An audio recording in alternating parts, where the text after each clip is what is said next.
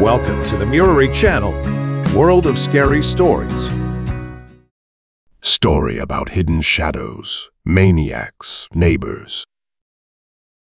At first glance, the neighborhood where Matt and Emily lived looked like any other. Cozy cabins, blooming gardens, and friendly neighbors gave the illusion of peace and safety.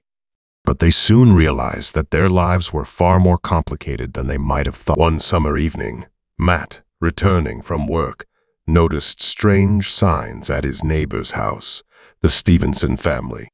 He saw lights, but heard only quiet rustles. A realization came that something was wrong. Instead of ignoring it, Matt decided to find out what was going on. Cautiously approaching the window of the neighbor's house, Matt saw an eerie sight. The eldest son of the family, Jason Stevenson, was standing in front of the mirror, clutching a sharp object in his hand. His eyes expressed madness and a desire to kill. Twitching convulsively, he repeated the grim words and slowly turned toward the window. Horror pervaded Matt as he realized that the Stevenson family was not just any family, but dangerous maniacs, murderous neighbors. Such stories had only been told in newspapers and horror movies, but now they were part of reality. Rushing to the phone, Matt called the police, but the seconds seemed like an eternity as he waited for an answer. His heart was pounding and his mind was spinning with thoughts of what might happen until the police arrived. Suddenly, Matt noticed that Jason had left the house and was heading in his direction. In a panic, he realized that his own life hung in the balance. Fear paralyzed him, but at the last moment, Emily, his faithful friend and loving wife, jumped out of the house and helped him escape. They ran, their hearts pounding in their chests and their legs moving faster than ever. Their breathing was intermittent, and a pallor of terror covered their faces. They knew that death was waiting for them at every corner, for the danger was right beside them.